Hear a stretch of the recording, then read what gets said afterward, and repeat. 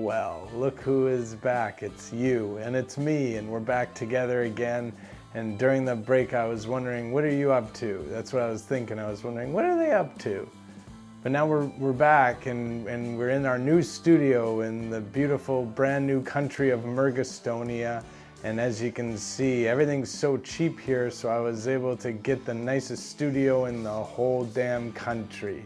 The only downside is the owner of the studio, but that's a whole different story, and you'll get to know him throughout the season. For now, let's talk about what we've got going on this week, as we call a new show called Matt Connarton Unleashed, and he snaps a la someone else we know. Plus, Roger tries to find a new job using a website that he found online, and one of the shows throws in the towel.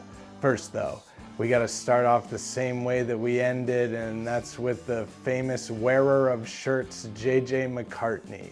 With the time off, things simmered a little bit, meaning JJ was actually willing to talk to me on the phone, and when he did, he dropped an absolute bombshell. Check it out. Rocking better shirts than you, loving the JJ crew. And we say hello to Steve. Hello, Steve. You're on the JJ McCartney Show. Hey, nice jersey, JJ. Well, thank you, Chris. Nice to hear from you, Chris. What amazes me, and we're gonna have a little chat here, Chris, if that's okay with you. Yeah, sure. Am I on the air? You are on the air. You are live on the air right now, and I expect you to be respectful of the fact that we're having an open conversation here. Okay. First of all, this jersey means a lot to me. Because of where I was when I got it. Honestly, and it's authentic is the cool thing. CCM, everything is sewn on, and and the cool thing is I didn't have to play any hockey to get it. When I was a kid, I played hockey up in Alaska, and we were part of little pee-wee teams and things like that, and I just never mastered the whole thing. We were kind of a pathetic little group of hockey players, and it was the last game of the season. It was the last game of the season. And it was late in that game that I scored the only goal that my team scored the entire season. And back then they actually did something controversial. They kept score back then. And so we were like the bad news bears of hockey. And then I broke free. I had the puck. I just did a wrist shot. It went right through the goalie's legs, right through the 5-hole, and ba-boom, we scored. Final score, I think, was 7-1. Ba-boom, ba-ba-ba-ba-ba-boom. Well, I mean, you're talking to me here. Usually hang up. This is nice. It's two guys just having a chat. Well, you called, and it said Steve, and you no doubt know because you've listened to the show that Steve is my best friend from high school. And and so the only thing I don't understand, and I want to ask you this: why do you mask yourself? Why do you hide behind the technology that allows you to spoof where you're calling from and who you are? Why? Well, the reason is because you won't take my call. I feel like if it's me calling, then you won't answer it. So there's where you're wrong, and I want people to understand this. You're wrong about that. First of all, I don't hate you. But it's like, if somebody were to, well, for example, if somebody was to knock on the door of the house during the middle of the show, my dogs would come running and barking and screaming, and then somebody would have to get to the front door and see who it was. And, if the person representing themselves at my front door presented fake ID, I don't think I'd be too happy with them. But if we have, if we have a conversation, I can kind of understand it. Do you know that I do a call-in show? I don't know if you know that. I do 3 days a week, and I have a call-in show, and people do pretend to be somebody else and prank me all the time. So I seem to remember. It was late at night. I'd already had my medication, and somebody sent me an instant message and said, "You won't believe what I just heard." And so I jumped on. I listened, and I dialed in, and I said hi to you, and but I didn't identify myself as JJ because I thought, maybe we could do this a little differently. And so I told you I was from Florida. I was in Key West, and I really like it down there in Florida. The people are so nice, and they'll even give you the shirt off their back. You're talking about vacation? What? You're talking about best place to go on vacation? Who's this? I heard the best place to go on vacation. Who is this? Tell me who you are. My name is Stevie. Such a lie. Okay, go on. My name is Stevie. I've taken all kinds of vacations. My favorite place is South Florida. Okay. It's real nice. People are real nice down there, especially around the Florida Keys. And they did a bang-up job of taking care of us. We went down there on vacation. Okay. And then the hurricane warnings came, and we had to get out of there fast. And those people were so nice. I mean, they literally give you the shirt off. And then you hung up on me. Oh, really?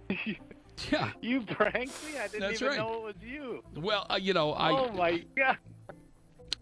It was just one of those things. I felt the need to, and by the way, yes, I was, I was under the influence. But the thing is, see, When we talk like this, I think people can tell you're a regular guy. What I really think, and sorry to be brutally honest here, is I think that you and other people like that, you're unhappy with your life for valid and who knows for No, you couldn't be more off base, Chris. You couldn't be wrong. You couldn't be more wrong. You couldn't be wrong. To get upset with. Same with same whether it be Muslim people, whether it be transgender. You're looking for some outlet. No, you're absolutely wrong, Chris. You're just wrong. Like, are you familiar with the BOFA ruling recently? I've never heard of it, Chris. Never heard of it. You haven't heard of BOFA? Oh, you're gonna do this crap again, aren't you? Chris, if you're gonna do this, why bother? Why bother? I was just gonna say. I am done. I don't have patience for this kind of crap. It makes you look like an asshole. I'm a prankster. No, you're not funny though, Chris. You may think you're funny, but you're not. It's in the ear of the beholder. And by the way, my show is not your plaything. Okay? All right. Moving right along. I'll skip that one. Don't want to talk to you today. Don't think I know you, but I'm pretty sure you tried the same thing yesterday. Matt Connarton is a right-wing shock jock who's got no caller ID and no call screener, and that's called the double no-no in the world of the lone wolves, and he's really ripe to get pranked. And check it out as Steffi Joy gives him a call.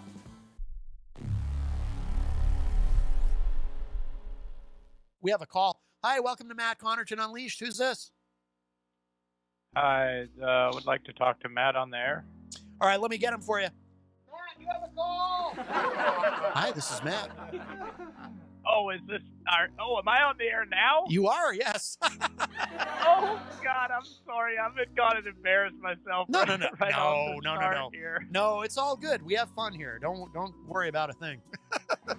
Plus, it doesn't. Okay, It doesn't help that I'm. Want it. It doesn't help that I'm being a smartass about it. But no, it's all good. Oh man, I'm nervous. I've not been on the air, and I'm story. I'm just excited to be out here and people are listening to what I'm saying and everything. This is the last show you should ever feel any embarrassment about calling. Believe me. Who are you? What's your name? Steffi. Steffi? Steffi, yeah. I mean, Stefan, but people call me Steffi. Oh, okay. Am I live right now going on the airways, or is this pre-recorded? You are live right now. Oh my fucking God, are you fucking shitting me? Holy shit. Alrighty, well, I had to hit the dump button on that because Steffi got a little with the language there, so we won't be speaking with Steffi anymore. All right. Jeez. That's actually the first time that's happened to me, where someone is just a little bit of a prank there. Steffi, if you're listening, so I don't mind prank calls as long as they're funny and interesting. I have a tendency to actually, if it's, I mean, that used to happen a lot with the TV show. I don't mind prank calls. And again, I might regret saying that someday. Because, Steffi, if you happen to still be listening, the whole calling up and swearing thing, there's two things that I just think are really kind of... One is that. The other one is the food ordering gag. You ever hear somebody do that where they call a show and they start putting in a food order? Which, I mean, that joke is older than my dead grandmother, right? But there are still people who will do that because they think they're being funny and clever. Hi, you're on the air. Hey, could I get a medium pepperoni with extra pepperoni on there and cheese as well? Yes, you can. It's on the way. Okay, perfect. Thanks. Why are you so far away on the camera? I don't know, Steffi. The camera closer. Yeah, I don't think the camera closer, you weirdo. Okay, goodbye. Anyway, so Steffi, no offense, but you have shown yourself to be a stunningly uncreative, just completely unclever. I assume because I know I've dealt with enough people like you. I don't just mean on the air, but just in life in general. You're probably not very bright and self-aware, so you probably think that what you just did was very, very, very, very, very, very, like you're probably sitting there right now just giggling at how brilliant you are because you called a live radio show and you started. But it's actually very sad. You're probably the kind of person who intelligent people, when they're around you and you say something really lame, they kind of give you like a little courtesy laugh, like, because they don't want to hurt your feelings. I mean, you probably have a very small brain. You're probably the kind of person who, like if you see a jogger, right, on the street running, you see someone running, you're probably the kind of person who rolls down your window and at that person, and then you're in the vehicle with your friends and you're all laughing like, oh, we really showed that guy, we at him and there's nothing he can do about it. Oh, we're pretty cool. You're probably that kind of person. I'm pretty sure you're really dumb and sad. Roger's been looking for a job for quite some time, and he was excited to happen upon a website called the Southern Poverty Law Center with a lot of different listings for potential employers. Check it out.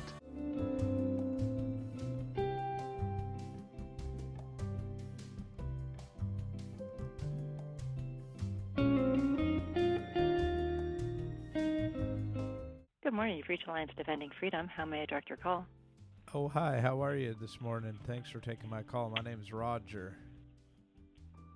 Thank you, Roger. How can I help you? Well, I was wondering, I found your organization on a website here, and I'm a scumbag as well. I was wondering, are you guys fucking hiring?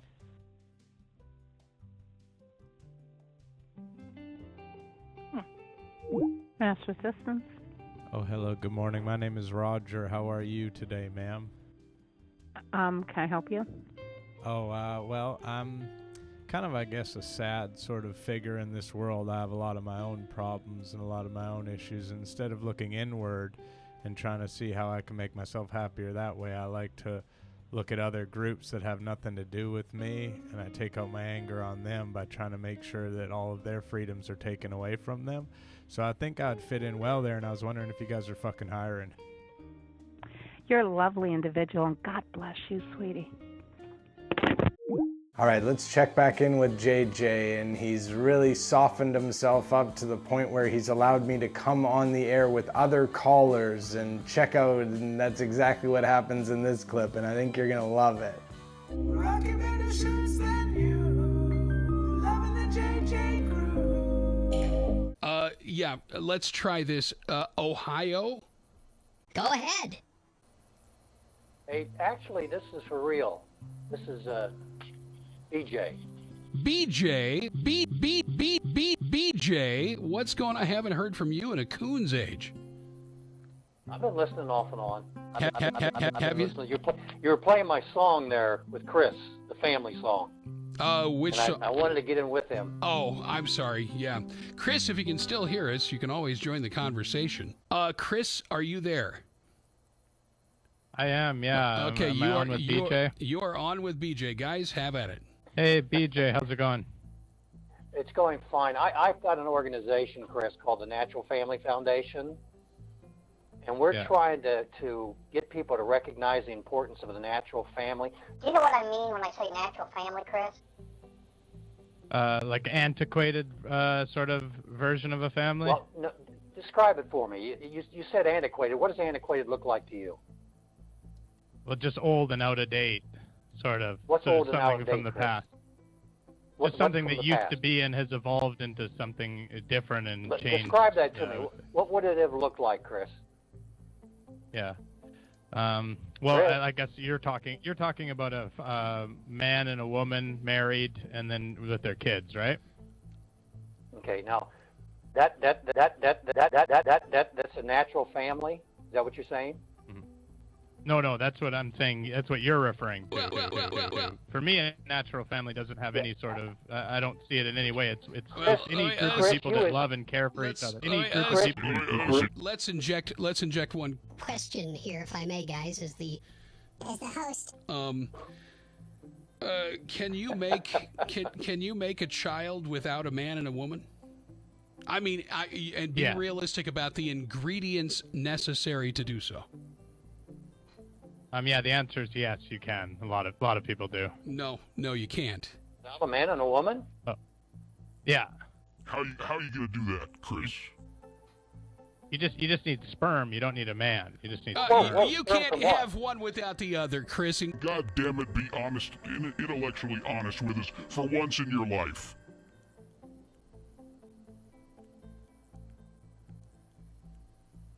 Maybe be intellectually honest with yourself for once in your life. Go ahead, guys. Chris, when I said natural to you, you knew instinctively. I know you knew instinctively what I was talking about. And you need to ask yourself the question, how did you know that? How did you know that? First of all, you probably innately know that. But secondly, you see it in life, in activity. And it's undeniable. The further you get away from it, go ahead. Well, I mean, okay, you think that's undeniable. I would counter by saying that it's undeniable that your name, BJ, stands for blowjob. Okay, BJ. Well, that's end of conversation. That's we do not reward that kind of behavior here. I'm sorry, but when he steps across that line. And really, it shows you not only how classless he is, but it also shows you how intellectually deficient he is. Completely void of anything that might be described as cleverness, intelligence, or the ability to interact with people with whom he disagrees. JJ Snap! All right, everybody, that's the end. Thanks for watching. Oh, but wait. It doesn't have to be the end. Sales pitch begins now. Go over to patreon.com/notevenashow and you can see more JJ. If you were thinking things were a little too nice on this episode, over at the Patreon, we're real nasty with them, old school. And as well, we say hello to an old friend by the name of Jeremy Hansen, the original Unleashed. So check that out, and there's a podcast on there as well. And I'm happy, I'm feeling great, excited to be back. Got the new studio, and life is good, and nothing bad can happen or will happen. And the whole season, this season, nothing bad will happen. Nothing will happen at all. Well, some stuff.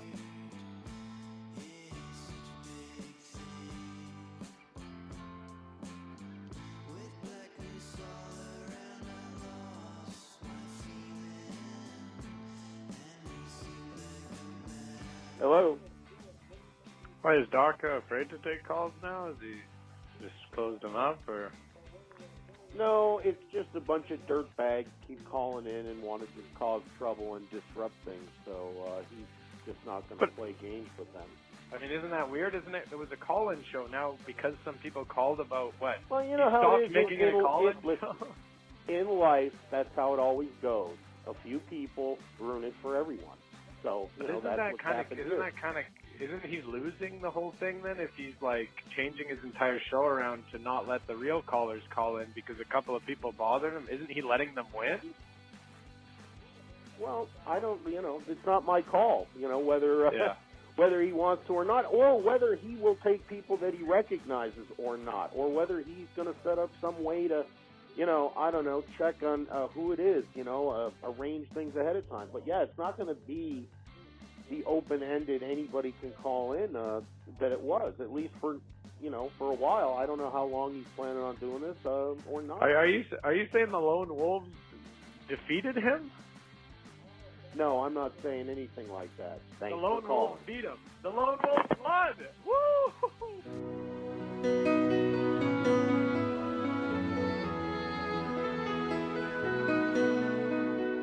Goodbye, dark green. Though I didn't know you that well, you had the greatest cardboard cutouts that the world had ever seen. You were old as shit, and you liked to flash your gun on your stream, and you got in trouble for going to the library and causing a scene.